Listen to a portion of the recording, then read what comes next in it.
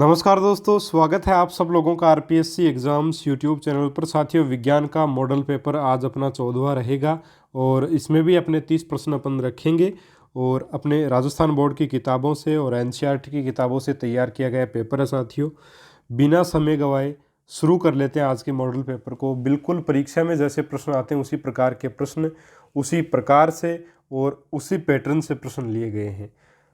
Bio से, physics से, chemistry से, आपके टीचिंग मेथड से सबसे प्रश्न लिए गए हैं। नए जो टॉपिक्स ऐड हैं उनसे भी प्रश्न लिए गए हैं। बिल्कुल सटीक आपके लिए पेपर रहेगा। पेपर देने के बाद आप ज़रूर से ज़रूर चैनल को सब्सक्राइब करें अगर आपको पेपर अच्छा लगे। पहला आपका प्रश्न है कि पादपों में किस कोशिकांग में प्रकाश की उपस्थिति में कार्बोहाइड्रेट का निर्माण होता है? हरित लवक में, माइटोकॉन्ड्रिया में, केंद्रक में या अंतःद्रव्यी जालिका में? तो साथियों, माइटोकॉन्ड्रिया में, केंद्रक में या अंतःद्रव्यी जालिका में नहीं होता, बल्कि कहाँ होता है? हरित लवक में होगा। तो ऑप्शन 1 यहाँ पे आपका सही रहेगा। ठीक है। और इसके अलावा देखिए साथियों, जो है वो पेड़ पौधों में 2 प्रकार के लवक पाए जाएंगे। एक तो आपके अवर्णी लवक होते हैं, ठीक है, बिना रंग वाले, और एक आपके वर्णी लवक होते हैं। अवर्णी लवक में आपका जो है वो हरे रंग का पर्णहरित हो जाएगा, जेंथोफिल हो जाएगा जो कि एक प्रकार से पीले रंग के लिए जिम्मेदार है, और केरोटीन हो जाएगा जो कि आपके नारंगी रंग के लिए जिम्मेदार है। तो ये भी आपके जो है वो क्या है, वर्णी लवक हैं। तो हरित लवक में ये रहेगा। ऑप्शन नंबर 1 इसका आंसर जो वो रहेगा। चलिए साथियों, दूसरा आपका प्रश्न है, कार्बोहाइड्रेट, प्रोटीन तथा विटामिन जो ऊर्जा वृद्धि तथा जीवन शक्ति के लिए उत्तरदायी हैं हमें प्राप्त होते हैं? अनाज, दूध तथा सब्जियों से। दूसरा है दूध, दालों व सब्जियों से।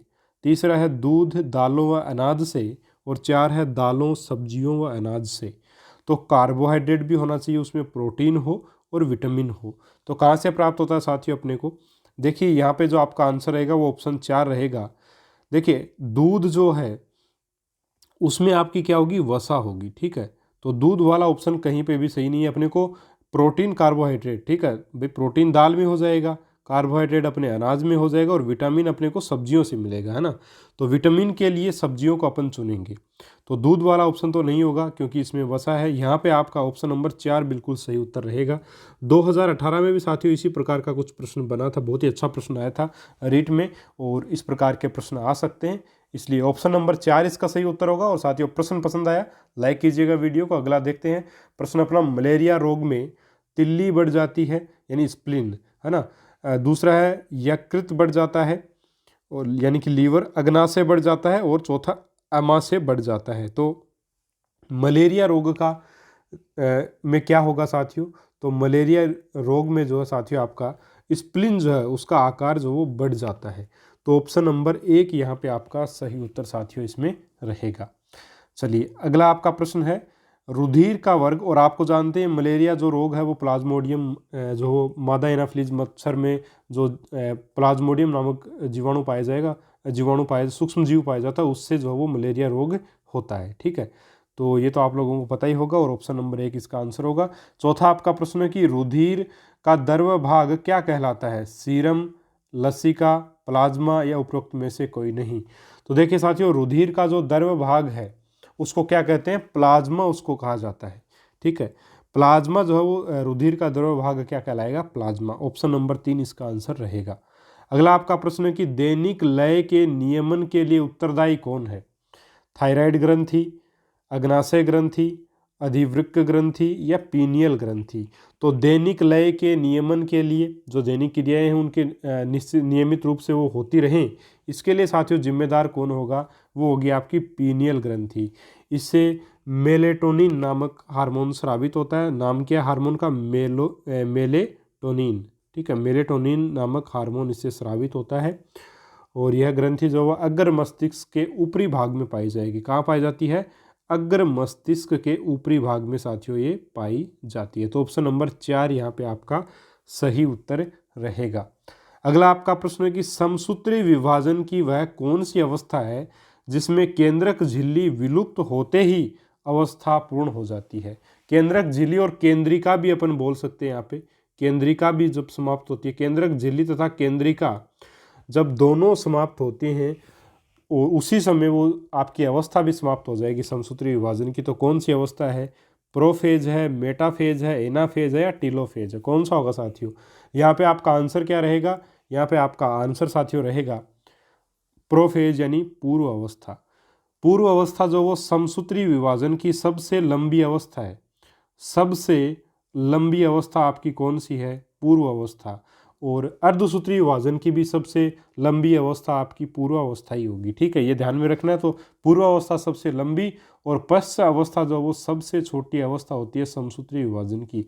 ध्यान में रखिएगा साथियों, ये प्रश्न आया हुआ है आपके समसूत्री विभाजन की सबसे बड़ी अवस्था, सबसे लंबी या सबसे छोटी अवस्था कौन सी है, ये आपको पता होना चाहिए। और यहाँ पे आपका आंसर रहेगा प्रोफेज, ऑप्शन नंबर 1। चलिए आगे बढ़ते हैं। अगला आपका प्रश्न 7वां कि किसी वस्तु पर किया गया कार्य किस पर निर्भर नहीं करता? आरोपित बल पर, विस्थापन पर, बल की दिशा तथा विस्थापन की दिशा में बने कोण पर। कोण कोण नहीं है, कोण है। इनमें से कोई नहीं। तो यहाँ पे देखिए अपन जानते हैं कार्य क्या होता है। W बराबर आपका होता है FS कोस थीटा। ठीक है, ये होगा आपका, जहाँ पे F क्या है? बल है। ठीक है, S आपका क्या है? विस्थापन है। S आपका क्या साथियों? विस्थापन है।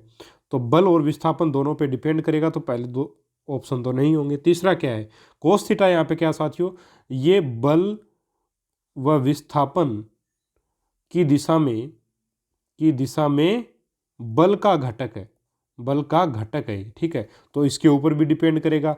तो यहाँ पे तो सब पे डिपेंड कर रहा है। तो अपने तो पूछा क्या है कि जिस पर मतलब ऐसा कौन सा, मतलब किसी वस्तु पर किया गया कार्य किस वस्तु पर निर्भर नहीं करेगा, किस वस्तु पे डिपेंड नहीं करेगा, ये पूछा है।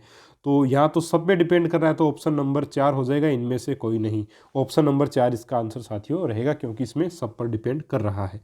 अगला आपका प्रश्न है स्त्रियों की आवाज़ पुरुषों की अपेक्षा पतली होती है क्योंकि स्त्रियों की आवाज़ आवाज़ की आवृत्ति अधिक होती है। दूसरा, आवर्ती जो आवाज़ की तरंगदैर्ध्य अधिक होती है। 3 है आवाज़ का आयाम अधिक होता है। और 4 है आवाज़ का वेग अधिक होता है।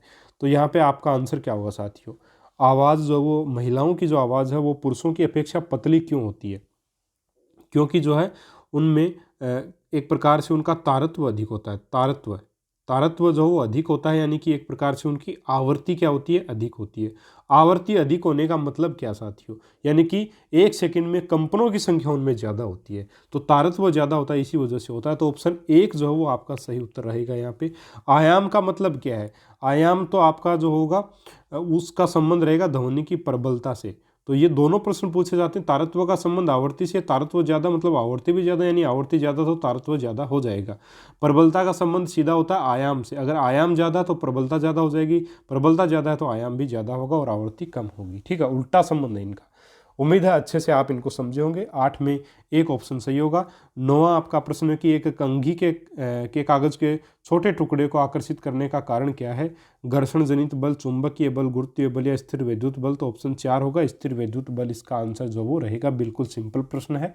अगला आपका प्रश्न है कि 1 ओम, 2 ओम व 3 ओम के प्रतिरोधों के संयोजन से प्राप्त न्यूनतम प्रतिरोध ज्ञात करो। 6 ओम, दूसरा 11/6 ओम, तीसरा 6/11 ओम और चौथा है 1/6 ओम। तो यहाँ पे देखिए साथियों क्या आएगा, जब भी प्रतिरोध श्रेणी क्रम में लगाएंगे, ठीक है, श्रेणी क्रम में जब भी लगाएंगे तो अधिकतम प्रतिरोध मिलेगा। अधिकतम प्रतिरोध प्राप्त करने के लिए किस क्रम में प्रतिरोधों को लगाया जाना चाहिए? तो श्रेणी क्रम आएगा। ठीक है, लेकिन अपने को क्या चाहिए? न्यूनतम प्रतिरोध। तो किस में लगाएंगे अपन? समांतर क्रम। समांतर क्रम में जब प्रतिरोध जो है वो लगाए जाते हैं तो न्यूनतम जो है वो आपका प्रतिरोध आएगा।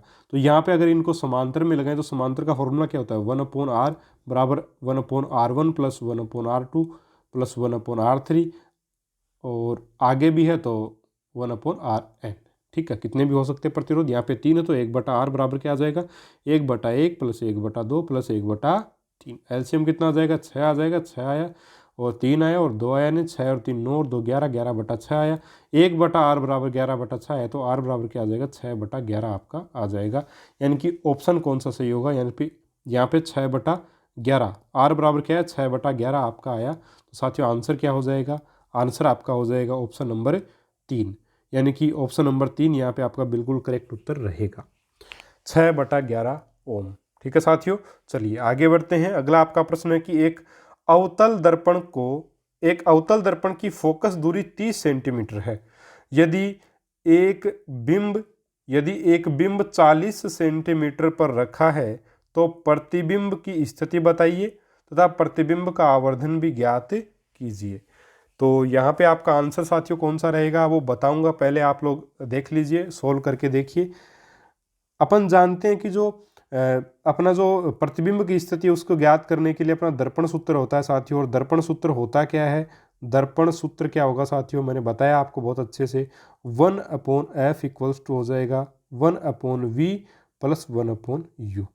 यहाँ पे f क्या है, फोकस दूरी, v क्या है, प्रतिबिंब की दूरी, और u क्या है, ध्रुव से बिंब की दूरी, यहाँ पे u हो जाएगा। तो अपन देखेंगे कि अवतल दर्पण की फोकस दूरी जो है वो हमेशा क्या होती है साथियों, पॉजिटिव होती है कि नेगेटिव होती है। अवतल दर्पण की जो फोकस दूरी है वो हमेशा अपने क्या लेंगे साथियों, नेगेटिव ली जाती है, क्योंकि बाएं साइड में होती है। तो f इक्वल्स टू क्या आ जाएगा, -30 सेंटीमीटर। और आपका जो देखिए माइनस, पहली बार जो लोग देख रहे हैं उनको बताना चाहूँगा कि ये अपना प्लस का y होता है, ये प्लस का x होता है, ये माइनस का y होता है और ये माइनस का x होता है। ये अपना कार्तीय एक प्रकार से निरूपण होता है। इसमें अपन जानते हैं कि अगर अपन अवतल दर्पण मान लीजिए यहाँ अपन अवतल दर्पण रखते हैं तो निश्चित तौर पे इसी दिशा में बिंब हमेशा किधर लेते हैं, बाईं तरफ। और फोकस दूरी भी अवतल दर्पण की कहाँ होती है, बाईं तरफ होती है। ठीक है, तो बाईं तरफ इस साइड में जितनी भी दूरियां ये माइनस अक्ष के कारण क्या आएंगी, नेगेटिव आएंगी। इसलिए f -30 सेंटीमीटर मैंने लिया है। और बिंब की दूरी यानी u का मान दे रखा है, वो कितना दे रखा है, 40 सेंटीमीटर। तो क्या ये भी नेगेटिव होगा, बिल्कुल होगा, क्योंकि बिंब हमेशा बाईं तरफ होता है। ठीक है, तो ये आ गया अपना। अब अपने को क्या ज्ञात करना, प्रतिबिंब की स्थिति यानी v का मान ज्ञात करना है। तो 1/v क्या आ जाएगा आपका 1/f माइनस 1/u। 1/v बराबर आ जाएगा 1/-30 और माइनस 1/-40, और माइनस माइनस आपका ये क्या हो जाएगा, प्लस हो जाएगा। ठीक है साथियों, अब इसका अपने को क्या लेना पड़ेगा, एलसीएम लेना पड़ेगा। 120 आएगा, ये कितना आएगा, -4 और प्लस में 3 आ जाएगा। तो 1/v आया, 1/v का मान कितना आ गया अपने पास, यहाँ से निकाले तो -1/20 आ गया। यानी v का मान कितना आ गया, माइनस का 120। ठीक है, माइनस का कितना आ गया, 120 आ जाएगा। अब देखिए माइनस का 120 वाला ऑप्शन तो अपना ठीक होगा, यानी कि ऑप्शन नंबर 2 और 4 तो होगा नहीं, या तो 1 सही है या आपका ऑप्शन नंबर 3 सही है। -120 आने का मतलब क्या है, इसका मतलब है प्रतिबिंब किधर है आपका, प्रतिबिंब आपका प्रतिबिंब दर्पण के बाईं ओर है निश्चित तौर पे। भाई नेगेटिव दूरियां किधर होती हैं, बाईं तरफ ही होती हैं, माइनस अक्ष बाईं तरफ है तो नेगेटिव आए, इसका मतलब बाईं तरफ है प्रतिबिंब किधर है, बाईं तरफ है। सीधा है उल्टा है वो आगे पता चलेगा। ठीक है, देखिए अब अपने को ज्ञात करना, ये तो अपनी स्थिति हो गई। आवर्धन और ज्ञात करना, आवर्धन का सूत्र क्या होता है साथियों, बताया हुआ है आपको। आवर्धन m से डिनोट करते हैं, वो होता है आपका v/u। v का मान -1/20 और माइनस का 40, u का मान कटा 3 आएगा प्लस का 3 आने का मतलब क्या है, प्लस का 3 आने का मतलब है प्रतिबिंब जो प्लस का मतलब प्रतिबिंब ऊपर की तरफ है, क्योंकि प्लस में है इसलिए प्लस वाई है। ठीक है, और वाई प्लस वाई जो वो ऊपर की तरफ है, +3 आया तो निश्चित रूप से ऊपर की तरफ मुंह होगा। अगर माइनस में होता तो नीचे प्रतिबिंब बनता, लेकिन बन कहाँ रहा है, ऊपर बन रहा है। इसका मतलब आपका प्लस में, इसका मतलब ऊपर बन रहा है, तो प्लस का रहेगा, इसलिए अपन इसको क्या बोलेंगे। और ये प्रतिबिंब साथियों यहाँ नहीं बनेगा, ये तो मैंने ऐसे ही बना दिया, बाकी ये काफ़ी ज़्यादा भाई बिंब इधर अगर -30 माने अपन यहाँ पे है, सॉरी -40 माने यहाँ पे है, तो इससे भी और आगे जो है वो आपका प्रतिबिंब जो है वो बनेगा। ठीक है, इधर इस साइड में बनेगा। ठीक है साथियों, यहाँ कर देते हैं थोड़ा सा, हाँ इधर अपना जैसे बिंब है तो ये अपना प्रतिबिंब इस साइड में बनेगा, वस्तु से बड़ा बनेगा और सीधा बनेगा निश्चित तौर पे साथियों। वस्तु से बड़ा, सीधा, और सीधा जब भी बनता है उसके साथ क्या बनता है, आभासी भी बनता है। तो ये सारी चीज़ें अपन लिख सकते हैं। किताब में सीधे के साथ वास्तविक दे रखा है तो वो गलत होगा, वास्तविक नहीं होगा, आभासी होगा साथियों, और सीधा होगा, है ना। तो यहाँ पे आपका जो ऑप्शन सही है वो कौन सा होगा, ऑप्शन नंबर 3 सही है, -120 और 3। उम्मीद है बहुत अच्छे से समझ गए होंगे। अगर ये टॉपिक आपने पढ़ा नहीं है तब भी मेरे हिसाब से आज इस प्रश्न को आप आराम से समझे होंगे। लाइक कीजिएगा वीडियो को अगर आप समझ गए हैं अच्छे से। चलिए आगे बढ़ते हैं। अगला आपका प्रश्न, हालांकि जो नए टॉपिक साथियों जो ऐड हुए हैं मैंने बहुत अच्छे से करवाए हैं साइंस के, और प्लेलिस्ट के लिंक्स आपको डिस्क्रिप्शन बॉक्स में मिल जाएंगे। अब कोई ज़्यादा प्रॉब्लम नहीं होगी, सारे प्लेलिस्ट के लिंक जो है वो आज की इस वीडियो से आगे जितने भी वीडियोज़ आएंगे सब में आपको लिंक्स ओपन होते हुए मिलेंगे, यानी कि अब आप जैसे ही क्लिक करोगे ओपन हो जाएंगे। अभी तक ओपन नहीं हो रहे थे, कुछ समस्या आ गई थी, लेकिन अभी ऐसी कोई समस्या नहीं रहेगी, लिंक्स अपने आप ओपन हो जाएंगे जैसे ही आप क्लिक करोगे। तो कोई भी वीडियोज़ देख सकते हो, किसी भी सब्जेक्ट का लिंक आपको डिस्क्रिप्शन बॉक्स में दिए गए हैं, आप देख सकते हैं। नोट्स भी आप ले सकते हैं, नए टॉपिक्स के पुराने टॉपिक्स के सबके मिल जाएंगे। 12वां आपका प्रश्न है कि धूमकेतु की पूंछ हमेशा सूर्य से दूर रहती है। 1 प्रतिकृष्ण बल के कारण, 2 अपकेंद्रीय बल के कारण, 3 सौर विकिरणों सौर पवन के कारण, और 4 इनमें से कोई नहीं। तो जो धूमकेतु की जो पूंछ है साथियों, इस पूंछ के कारण इसको पुच्छल तारा भी कहते हैं, है ना। पुच्छल तारा कौन सा होता है? पुच्छल तारा। धूमकेतु यानी एस्ट्रॉयड जो है, एस्ट्रॉयड नहीं कहेंगे, एस्ट्रॉयड तो आपके जो क्षुद्र ग्रह होते हैं उनको कहते हैं। धूमकेतु जो उसको पुच्छल तारा भी कहा जाता है। तो पुच्छल तारा जो है उसकी पूंछ सूर्य की तरफ क्यों होगी? ठीक है, सूर्य से दूर क्यों होगी? सॉरी भाई, ये आपका सूर्य है और इस प्रकार से एक प्रकार देखें अपन तो यहाँ से आपका पुच्छल तारा इस प्रकार से होता है ना। तो ये जो पूंछ है इसकी, ये सूर्य से दूर क्यों होती है, ये पूछा गया प्रश्न में। तो इसका कारण होगा साथियों सौर विकिरण और सौर पवन के कारण। भाई ये जैसे ही मतलब गति करता रहता है सूर्य के चारों तरफ, वैसे गति करेगा ये, तो इसका जो पूंछ है ये क्या है, इसमें एक प्रकार से तेज़ी से आगे की तरफ बढ़ेगा तो पीछे जो है वो इससे सौर विकिरण वगैरह निकलती रहती हैं, उस वजह से अपने को ये चमकते हुए जो दिखाई देती है पूंछ, जिसको अपन बोलते हैं। तो सौर विकिरण और सौर पवन के कारण ऐसा होता है। तो ऑप्शन नंबर 3 इसका आंसर साथियों रहेगा। ठीक है, अगला आपका प्रश्न है कि कंप्यूटर के आईसी जो चिप बनाए जाते हैं वो किसके बनाए जाते हैं? तो इसका आंसर होगा सिलिकॉन, ऑप्शन नंबर 1। अगला आपका प्रश्न है कि सोडा वाटर बनाने में उपयोग किया जाता है। सोडा वाटर बनाने में सोडियम कार्बोनेट का उपयोग करेंगे, सोडियम बाइकार्बोनेट का उपयोग करेंगे, या सोडियम क्लोराइड का उपयोग करेंगे, या मैग्नीशियम हाइड्रोक्साइड का उपयोग करेंगे? साथियों बताइए, बहुत ही बढ़िया प्रश्न है। सोडा वाटर बनाने में किसका उपयोग किया जाता है? वैसे तो गैसों की बात करें तो कार्बन डाइऑक्साइड का उपयोग करते हैं, लेकिन यहाँ पे आपको पूछ लिया गया है अलग ही ऑप्शन, मतलब अलग यौगिक वगैरह आपको दे दिए गए हैं। तो किसका उपयोग करेंगे साथियों? यहाँ पे आप आंसर कीजिए। यहाँ पे आपका जो सही उत्तर रहेगा वो रहेगा सोडियम बाइकार्बोनेट। सोडियम बाइकार्बोनेट का उपयोग जो है वो आपके किया जाएगा किसमें साथियों? सोडा वाटर बनाने में। ठीक है, यह आपको साथियों बिल्कुल ध्यान में रखना है। सोडियम बाइकार्बोनेट यानी NaHCO3, जिसको बेकिंग सोडा भी कहा जाता है, इसका उपयोग किया जाता है। ठीक है साथियों, सोडियम कार्बोनेट यानी Na2CO3, और आपका सोडियम क्लोराइड यानी NaCl और सिंपल, और मैग्नीशियम हाइड्रोक्साइड जिसको आप मिल्क ऑफ मैग्नीशिया भी कहा जाता है। ठीक है, MgOH की होल ट्वाइस, जिसका उपयोग किस में करते हैं साथियों? पेट की अम्लीयता को दूर करने में इसका उपयोग जो वो किया जाता है। रीट 2018 में प्रश्न बना है। ठीक है, और कक्षा 10 का जो पाठ है आपका दैनिक जीवन में विज्ञान या रसायन, उसको ध्यान कक्षा 10 का शायद चैप्टर नंबर 5 या 6 है, उसको ध्यान से पढ़ लीजिएगा। 100% वहाँ से एक प्रश्न आपको देखने को मिलेगा। अगला आपका प्रश्न है साथियों, वह पदार्थ जो सामान्यतः रसोई के नॉन स्टिक बर्तनों को बनाने के काम में लिया जाता है।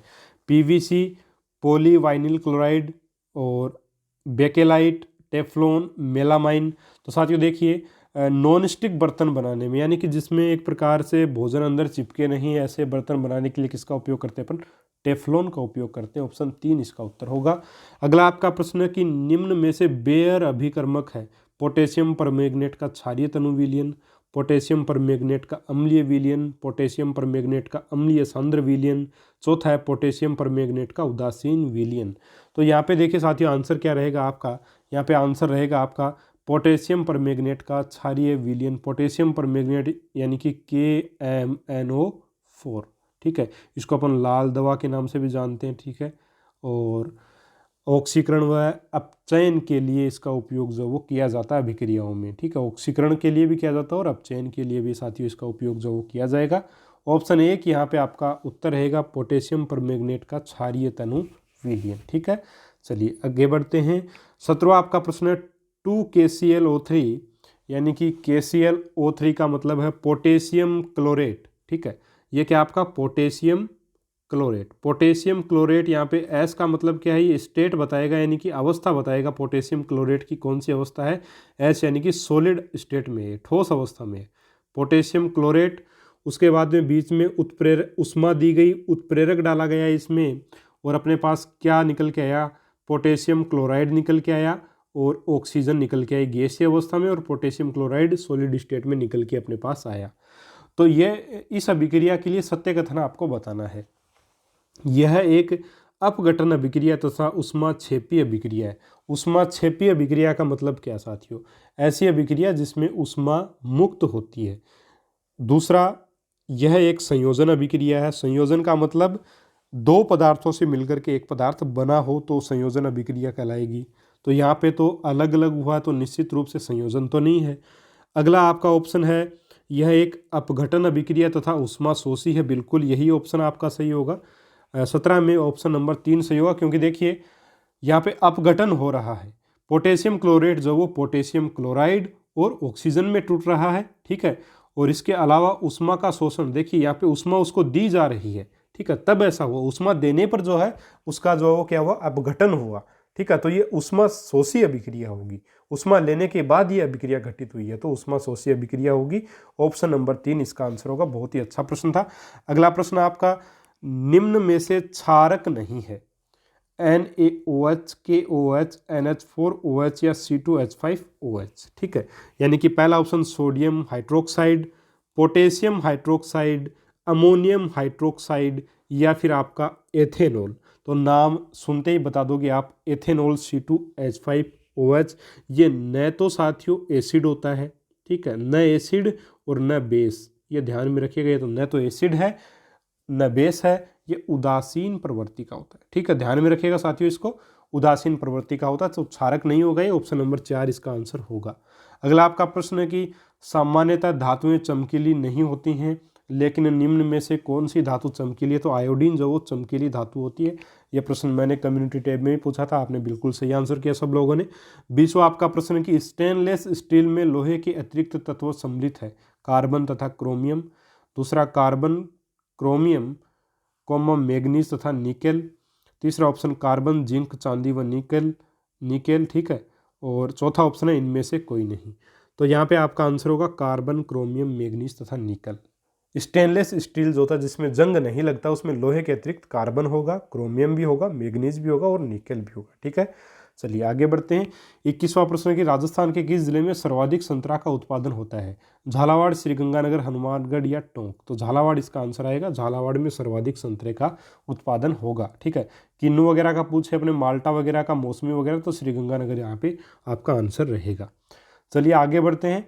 जैव चिकित्सा अपशिष्ट के निस्तारण हेतु कौन सी तकनीक उपयुक्त है। भूमि भराव, भस्मीकरण, पुनर्चक्रण, जल में निस्तारण। तो देखिए प्रश्न क्या है, ध्यान से पढ़िएगा। जैव चिकित्सा अपशिष्ट, ठीक है, जैव चिकित्सा अपशिष्ट यानी कि जैसे अपने सिरिंज वगैरह जो बच गई, वो ग्लूकोज की बोतल्स वगैरह जो हैं, जो मतलब इस प्रकार की जो चीज़ें हैं, उनको अगर अपन भस्मीकरण से यानी भस्म कर दें, एक प्रकार से ख़त्म कर दें, तो वही सबसे उपयुक्त टेक्निक होती है। ऑप्शन नंबर 2 इसका आंसर होगा। बाकी भूमि भराव, जैसे अपना जो कचरा गल जाए है ना आसानी से, उससे अपन भूमि भराव भी कर सकते हैं। तो यहाँ पे आपका ऑप्शन नंबर 2 इसका सही आंसर रहेगा साथियों, ठीक है। बाकी धात्विक जो अपशिष्ट होते हैं, पुनर्चक्रण किसका करते हैं अपन, धात्विक अपशिष्ट जो होंगे, धात्विक अपशिष्ट, उनका अपन पुनर्चक्रण करते हैं। ध्यान में रखिएगा, हो सकता है प्रश्न आ जाए साथियों। अगला आपका प्रश्न है कि टोबा संबंधित है राजस्थान में कृषि पद्धति से, राजस्थान में अनाज भंडारण की तकनीक से, राजस्थान की जल संचय तकनीक से, या राजस्थान की सिंचाई टेक्निक। तो देखिए टोबा जो है वो थार के रेगिस्तान में, थार रेगिस्तान में जल संग्रहण की टेक्निक है। तो ऑप्शन नंबर 3 इसका आंसर होगा साथियों। अगला आपका प्रश्न है, निम्नलिखित में से कौन सी युक्ति विज्ञान शिक्षण अधिगम में सीखने वाले को शामिल करने के लिए सबसे अधिक उपयुक्त हो सकती है। 1, छात्रों के कठिन बिंदुओं को स्पष्ट करना। 2, सबसे पहले छात्र को सीखने में जोड़ने पर कार्य करना। 3, छात्रों को समूह आकलन के लिए प्रोत्साहित करना। 4, विज्ञान की पुस्तक को पढ़ना। तो कौन सा आंसर होगा साथियों यहाँ पे, यहाँ पे आपका आंसर रहेगा छात्रों को समूह आकलन के लिए प्रोत्साहित करना। ठीक है, सबसे उपयुक्त विधि यही है आपकी। तो अगला आपका प्रश्न है 25वां की वास्तविक चिंतन प्रयोग एवं निरीक्षण पर आधारित विधि है। विश्लेषण, आगमन, प्रयोगशाला, संश्लेषण। तो इसका आंसर भी क्या रहेगा साथियों, ऑप्शन नंबर 3 रहेगा, प्रयोगशाला विधि। वास्तविक चिंतन भी होगा, प्रयोग भी इसमें होता है और निरीक्षण भी बच्चे इसमें करते हैं। मैं ध्यानपूर्वक करना पड़ेगा, प्रयोग भी करना पड़ेगा और वास्तविक चिंतन भी करना पड़ता है। तो ऑप्शन 3 इसका आंसर होगा। अगला आपका प्रश्न की ओवरहेड प्रोजेक्टर में प्रयुक्त किया जाता है। कैसेट को, ट्रांसपेरेंसी को, पाठ्य पुस्तकों या हस्तलिपि को। ट्रांसपेरेंसी आएगा, ऑप्शन नंबर 2। अगला आपका प्रश्न है कि विज्ञान द्वारा छात्रों में मूल्यों का विकास किया जाता है। बौद्धिक व नैतिक मूल्यों का, तो सारे आएंगे इसमें, तो ऑप्शन नंबर 4 ही सही है। अगला आपका प्रश्न है कि आपके विद्यालय का परीक्षण परिणाम संतोषप्रद नहीं रहता है। आपके विद्यालय का परीक्षा परिणाम संतोषप्रद नहीं रहता है, आप क्या करेंगे? एक, योग्य एवं निष्ठावान परिश्रमी अध्यापकों की नियुक्ति। दूसरा, मासिक परीक्षा की व्यवस्था कर निदानात्मक कार्य करना तथा उपचारात्मक शिक्षण देना। तीसरा है व्यक्तिनिष्ठ शिक्षण की व्यवस्था कर प्रत्येक छात्र की कठिनाइयों का निवारण। और चौथा है उपयुक्त सभी। तो सारे काम करने पड़ेंगे अगर आपको रिजल्ट अच्छा चाहिए, तो ऑप्शन नंबर 4 इसका आंसर होगा। अगला आपका प्रश्न है कि व्यर्थ व टूटे फूटे उपकरणों व उपलब्ध संसाधनों से निर्मित सरल व कम मूल्य के उपकरणों को कहा जाता है। दक्ष मॉडल, आंसू रचित उपकरण, कच्ची सामग्री या प्रेरित उपकरण। तो यहाँ पे आपका रहेगा आंसू रचित उपकरण। ठीक है, हाथों से बनाए गए उपकरण और शीघ्र बनाए उपकरण, तो आंसू रचित उपकरण कहलाएंगे। ऑप्शन नंबर 2 इसका आंसर साथियों रहेगा। अगला आपका प्रश्न कि निम्न में से क्या विज्ञान शिक्षण उद्देश्यों का एक भावात्मक पक्ष नहीं है? ज्ञान, प्रतिक्रिया, प्रयोग और मूल्यांकन। तो देखिए, ज्ञान हो आपका, प्रयोग हो और मूल्यांकन, ये तीनों के तीनों आपके भावात्मक पक्ष के हैं, जबकि प्रतिक्रिया जो क्रियात्मक पक्ष में आएगा। तो ऑप्शन नंबर 2 इसका आंसर होगा। इसके साथ ही साथियों आपके 30 प्रश्न समाप्त होते हैं और विज्ञान के अपना 14वां मॉडल पेपर था। 30 प्रश्नों के 14 पेपर आपके अभी तक लिए जा चुके हैं और इससे 30 से मल्टीप्लाई करें तो कितने प्रश्न बनते हैं? 14 × 42 होते हैं साथियों। 420 प्रश्न अभी तक हो चुके हैं और कल अपना 15वां पेपर आएगा तो 450 प्रश्न, बहुत ही बढ़िया प्रश्न आपके हो जाएंगे। और 30 मॉडल पेपर पहले ही साथियों अपलोड किए हुए हैं चैनल के ऊपर। डिस्क्रिप्शन बॉक्स में उस प्लेलिस्ट का लिंक मिल जाएगा।